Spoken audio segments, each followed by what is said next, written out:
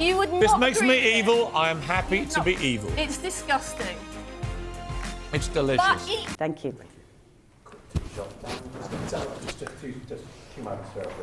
Does anyone ever say, you know what, you've done a good job because everyone else has sat on their and done nothing? No signs of that, no? Do you feel this is a good moment, Mr Mayor, to tell the Education Secretary she's done an effing good job? I'd not seen that until just now. Look, I mean, for those that don't know, we had a conversation before we went on air. That's, you know, so you can be caught out with, you know, a hot mic, as they call it. But I think the problem is, I mean, the arrogance in relation to, you know, thinking you should be getting a pat on the back. I spent Friday speaking to really worried parents who didn't know whether their kids are going to school on Monday, whether they had to organise childcare. My sister's a teacher, as is my sister-in-law. They had no idea whether their schools are affected. I was also an MP in 2010, lobbying Michael Gove and the government, saying, for goodness sake, please don't cut the programme you're going to cut, the Building Schools of Future programme that Ed Balls had announced. And, you know, austerity has consequences, and I think Gillian Keegan needs to understand children are caught in the crossfire because of government cuts for the last 13 years, and rather than asking for a pat on the back, she needs to be working night and day to make our schools safe. And it, you know, it is a problem, the fact that literally, forget our public services crumbling, literally our schools are crumbling. Yeah, I completely agree. I thought it was unbelievably arrogant and tone deaf. Can I say this? Look, this is my problem with Trump. I've got a number of problems with President Trump, and you and I have discussed this in the past, is how I felt when he said some of the things about the religion that I follow, how my family felt in America, proud Americans, proud Muslims, about what he said, about women I know, how they felt when he was elected. But you'll have seen what happened on Capitol Hill, you know, when, you know, listen, there's losing with dignity, being magnanimous in defeat. And what happened at Capitol Hill, for those who were agnostic or not sure, should be the final straw in relation to his fitness for office. This is America, for goodness sake. You know, you and I are big fans of West Wing. We look to America as a beacon for democracy, human rights, separation of powers, you know, so forth, the checks and balances.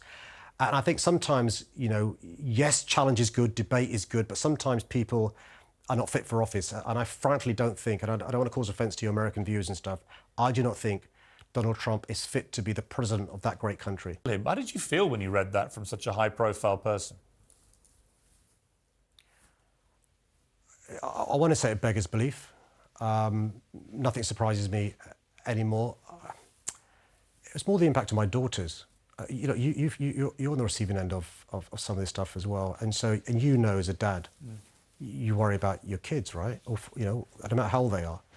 And as my daughter's seen that upset me the most. You know, my wife's an adult. You know, she's seen some of the stuff, but also when you say this stuff, even though you might say you don't mean it, how do you know how somebody else is going to react to it in relation to, you know, the phenomenon of grooming, being radicalised, incitement?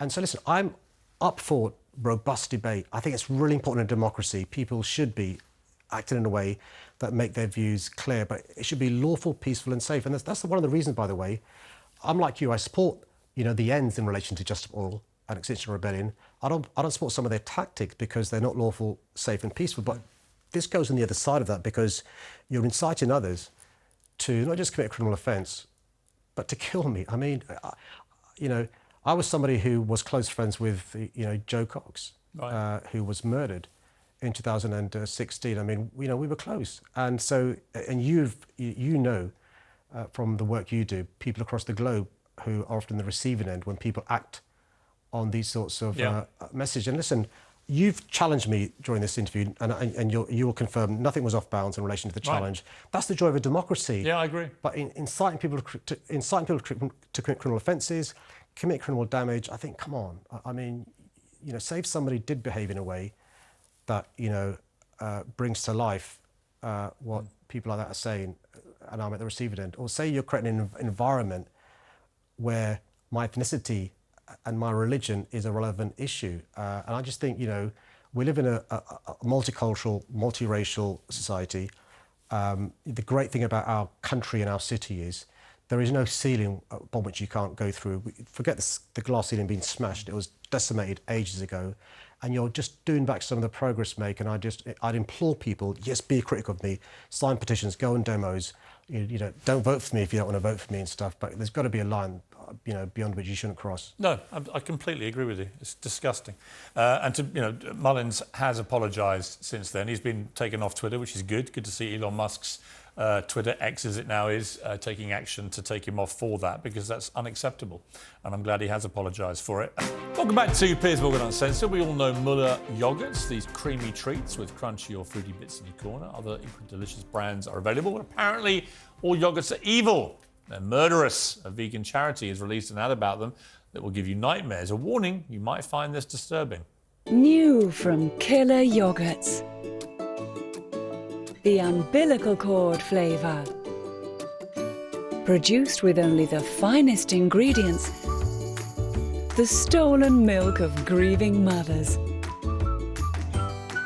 Taste the torment in every mouthful. Blended with brutality. Be complicit.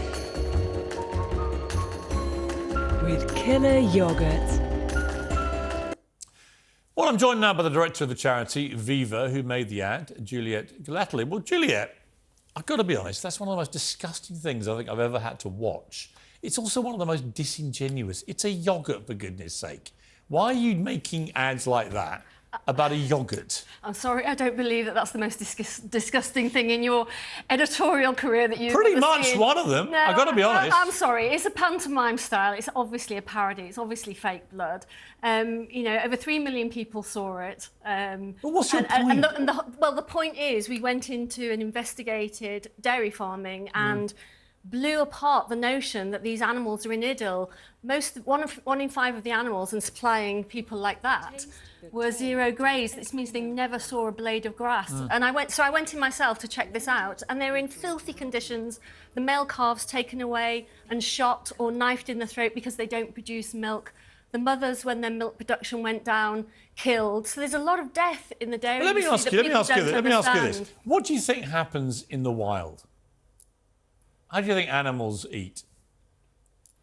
What species are you talking Well, about? you're very concerned about the protection of animals, but if you go to the African bush, animals eat each other all day long in the most savage, primeval way.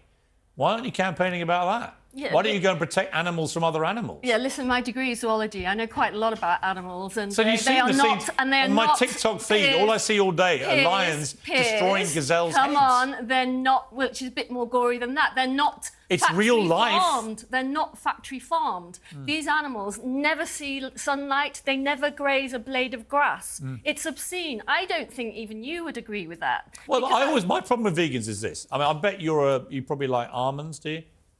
Oh no, you're not going to do the almond avocado with me. No, Just this is asking boring. you, do no, you this, eat... This is boring. It may be boring. No. I actually find the vegan assault on meat eaters boring. So do you eat avocados and almonds? I'm not assaulting. Do you eat them? Anybody. Do you eat them? I eat them from Spain. So you do. You eat avocados From and Spain, almonds. because the issues that you talk and about. do you drink? About the what kind of milk do bees, you drink?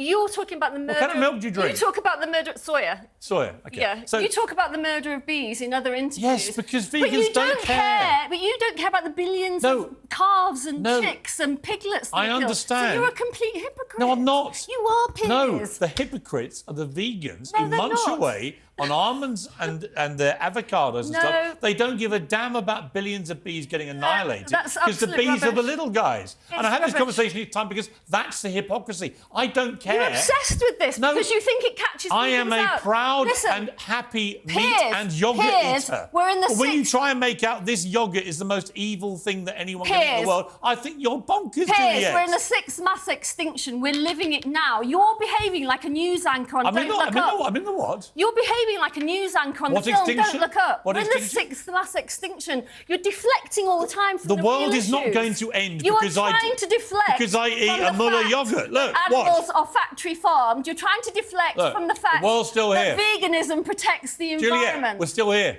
We are, but Nobody's how much longer extinct. have we got? You've got kids. You must care about the climate crisis. I let my kids eat meat. I let them eat yogurt. And you know what? I don't think it's evil. You must care about the climate crisis, and you must be aware that the University of Oxford has specifically stated that a vegan diet, it protects the environment. Really? But you just said you eat almonds or avocados from Spain. Which one? From Spain. Which one? Both. I don't eat almonds, actually. How do they get here? Avocados. How do they get here? Boat. Boat. Really? You sure? Yes, I am sure. You sure? I am absolutely sure. Really? And how do you think most vegans get most of their almonds and avocados from California? And how do you think most meat eaters get there? No, they don't. They don't get them from a boat. They get them on planes. Meat eaters get their and they get them on planes which guzzle up the environment. Do you eat avocados? Yes. But you care about all these millions of bees being killed. No, I care about your hypocrisy about the little guys. Rubbish. I do. Most bees are killed because of overuse of pesticides. Most overuse of pesticides is due to the way that the land is farmed to grow that is not fodder for farmed animals. That is not so true. You're talking rubbish. Most of the bees get killed in the pollination process. Rubbish. And by the way, after they get killed, you vegans get all your almonds and avocados flown over on these gas-guzzling planes. And my point is, I like to fly, I like to eat meat, I like to eat yogurts. I'm just fed up with vegans trying to shame me for it when you're all such hypocrites when it comes to the bees. No, you're not. You're against factory farming. If you went inside the farms that I've been inside, and the reason that I set up Viva, the state of the animals that I've seen them in, pigs, dying in front of me. If this makes me evil, I am happy to be evil. It's disgusting. It's delicious. Juliet Galadley, lovely to see you. Harry and Meghan, I don't particularly like talking about them anymore. I think it's become it's just a relentless kind of Groundhog Day thing, really. They want attention. They want to make money out of their royal titles. Every time they rear their heads to do it, everyone I hear goes nuts, including me, and then we carry on, repeat cycle. What is going on with them in America, though? I mean, what is their reputation like there now? How relevant are they? We're hearing that Meghan's planning her big comeback, etc., etc. But where are they over there? OK, well, first of all, just to say, to Tessa's point, I completely agree about William blowing it with the Lionesses, but that's where I missed Harry, actually. That's where they missed Harry. Because, you know, if Harry'd been part of the mix, you know, Harry could have gone to the Lionesses. Wouldn't he have been fabulous? Let's face it. Whatever you think about Harry, I would say to that, why didn't he? That would have been really callous. Sorry, to undercut his brother. Nothing was stopping him getting on a plane if he wanted to, and he didn't. So he could have done. But he wasn't the president of the FA. That's offside. That is offside. William should have gone as president of the FA. That was his duty to do that, and it was a very rare, very bad misstep by him to not do that. And it also, actually, if you're a woman player for the England team, I mean, how fast would he have got on a plane if that had been the England men's team in the World Cup final? He'd have been like a greyhound on speed. So, but Harry could have gone if he wanted to, and he didn't. But anyway, back to the bigger picture of Harry and Meghan in America. Is this brand working? Well, I tell you what is interesting is the fact that Meghan's old show, 12 years old, Suits, is actually the #1 show at the moment in America. Nobody understands why. Somebody posted a meme on TikTok and the whole thing exploded. And suddenly Suits, this old show, is the best viewed show on Netflix worldwide. Go figure, nobody knows. And it's not really thought it's necessarily anything to do with Meghan. But it is an interesting thing. Well, it's actually I've got to say, it's a very good show. I really liked Suits. So it doesn't surprise me. I thought it was great, but why it's suddenly been dug out of the sort of TikTok it's weird. morgue, I don't know. But it's not weird, is it? It's because they've got the X Factor, which is why we find it painful when they left. It was so painful. Well, it made, as Tina said, it's not necessarily because of Meghan Markle. But Tina, to the wider point about how popular they are, what do you think? The wider point is, well, just to say, though, that in that instance, Hollywood agents I speak to kind of say, actually, the weird thing is if Meghan wanted to go and make an acting deal right now, she could probably crush it and get a great acting deal. But I don't think that's what she's looking for, because acting is now way too much hard work. Basically, they're a non-factor here, actually. I mean, in Hollywood, nobody talks about them at all, I'm told. That they're just, you know, the whole celebrity canvas is so much bigger, wider and hotter.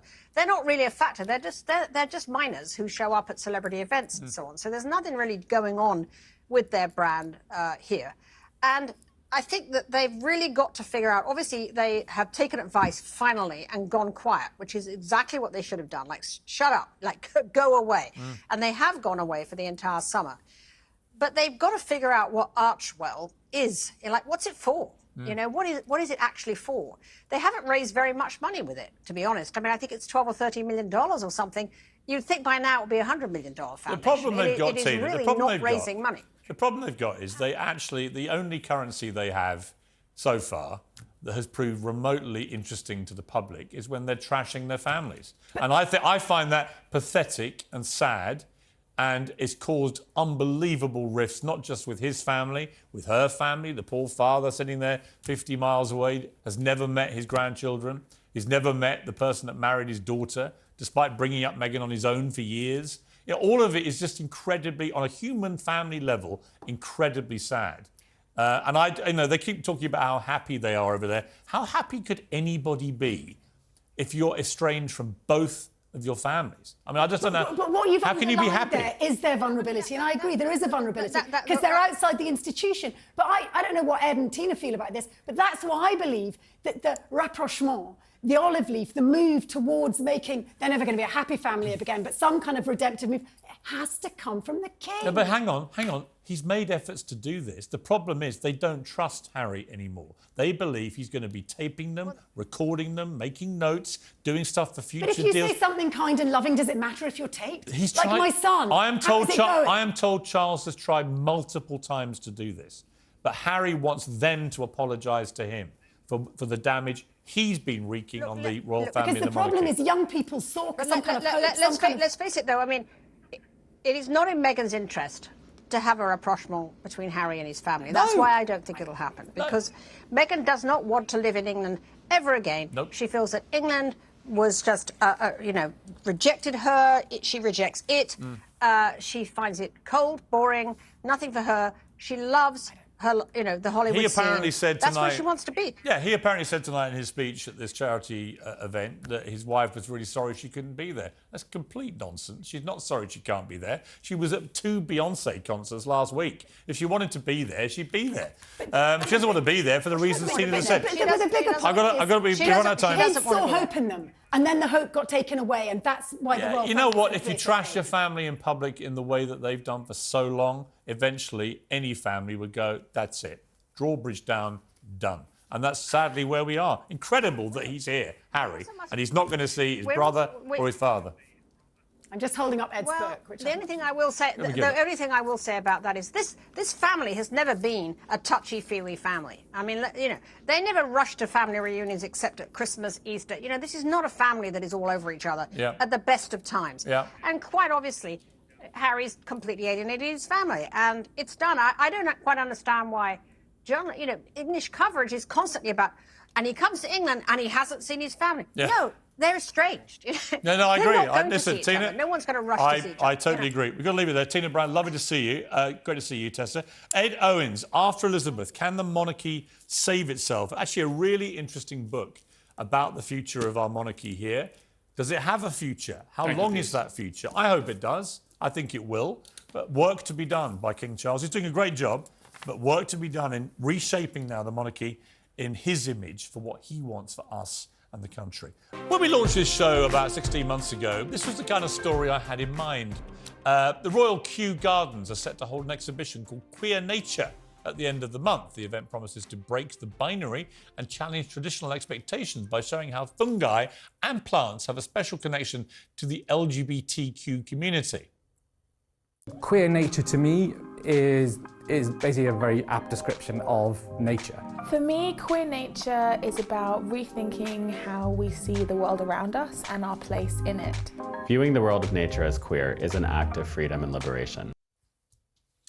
Well, the event promises to bring together horticulturalists, scientists, authors and drag artists, even featuring a performance from a bearded lady and a DJ who will play queer sets.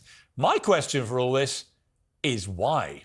Let's get into the weeds of the debate with Outkick host Tommy Laren and the comedian James Barr. James, welcome back. Sorry, did you launch this show with the idea of talking about gay mushrooms? Yes. That's why you launched this. I have some gay mushrooms here. Minister, you just wanted to do a segment about queer mushrooms. Thank you for teeing up my gay mushrooms. Wow. They don't look very gay. Wow. I mean, they look like normal mushrooms to me. Well, are you feeling a gay connection to these mushrooms? Listen, I feel a gay connection to a lot of things, Piers, including yourself right now. Really? I would say that mushrooms scientifically have have about 23,000 different genders. So that's where this exhibit is coming from. 23,000 genders of mushroom. Exactly. Okay, there's not, mate. This is a mushroom. No, well, ask a scientist if you don't believe me. I've got to ask a scientist. This is called a mushroom. That's it. But they're fungi. Nothing sexual about mushrooms. What?